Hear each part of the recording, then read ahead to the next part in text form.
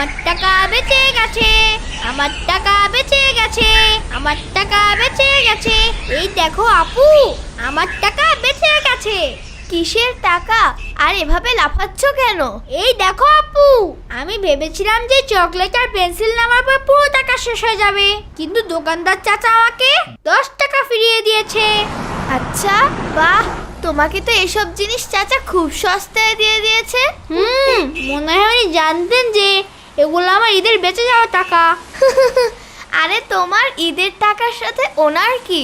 ও আপু, তুমি জানো আজ সকালে আমি সেলিমকে ফুলে 5টি মার্বেল বেশি দিয়েছিলাম, যদিও দিতেছিল 3টি।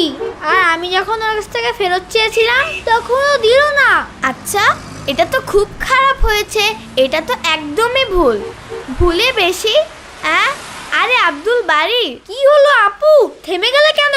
আমার সাথে এসো। কিন্তু কোথায়? আরে আরে আপু, কি হলো? তুমি দোকানদার চাচাকে 30 টাকা দিয়েছিলে না? হ্যাঁ, দিয়েছিলাম তো। আর উনি তোমাকে 10 টাকা ফিরিয়ে দিয়েছেন। হ্যাঁ, ওটাই তো আমি তোমাকে বললাম। কিন্তু হঠাৎ তোমার কি হলো আপু? দেখো, মনে হয় উনি ভুলে তোমাকে এই টাকাটা দিয়ে ফেলেছে, কারণ পেন্সিল সেট আর চকলেটের দাম তো 30 টাকাই হয়।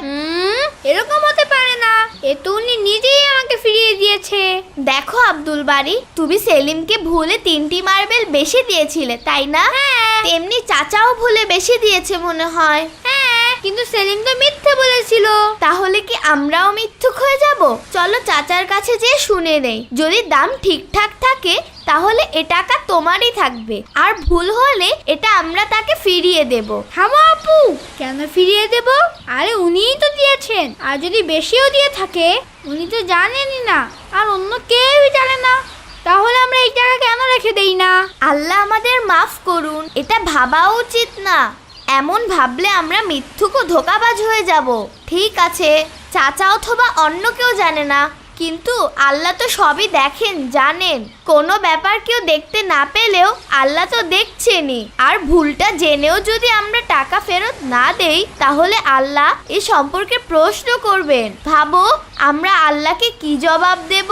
ইয়া আল্লাহ, যদি এমন করলে আমরা মিথ্যুক ও বেঈমান হয়ে যাই তাহলে আমরা এই টাকা চাই না। চলো আমরা চাচার কাছে যাই। মাশাআল্লাহ, এই হচ্ছে আমাদের আব্দুল বাড়ি, যে একজন সত্যবাদী ও ভালো ছেলে। আরে বাহ বাচ্চারা, মাশাআল্লাহ, আমি ভুলে তোমাদের এই টাকা ফিরিয়ে দিয়েছিলাম। তোমরা তো একদমই অনেস্ট, ইমানদার। এই নাও, এই চকলেটগুলো তোমাদের ইমানদারির পুরস্কার। এই নাও, রাখো এগুলো। না চাচা, আমরা এই ভালো কাজ আল্লাহকে খুশি করার জন্য করেছি, তাহলে পুরস্কারও আমরা আল্লাহর কাছ থেকেই নেব। হ্যাঁ, আপনার কাছ থেকে নিয়ে নিলে যদি আখিরাতে না পাই? আরে বাবা বাবা বাবা, আরে বাবা, মাশাআল্লাহ। আচ্ছা বাচ্চারা, আমি তোমাদের জন্য আল্লাহর কাছে দোয়া করব, উনি যেন তোমাদের উত্তম প্রতিদান দেন। ঠিক আছে চাচা, আসসালামু আলাইকুম। ওয়ালাইকুম আসসালাম। ভালো থাকো বাচ্চা, ভালো থাকো। মাশাআল্লাহ। বাহ আপু, আমরা সবের কাজ করেছি আর বেঈমানি ও মিথ্যার থেকে বেঁচে গেছি। আল্লাহ আমাদের উপর খুশি হবেন না? হ্যাঁ, ইনশাআল্লাহ, এবং আখিরাতে এর পুরস্কারও দেবেন। চলো তাড়াতাড়ি, আমি সবকিছু আম্মুকে বলবো। সে তো খুব ভালো ছেলে, সে তো দোয়াও শিখে, সে তো ভালো কথা বলে।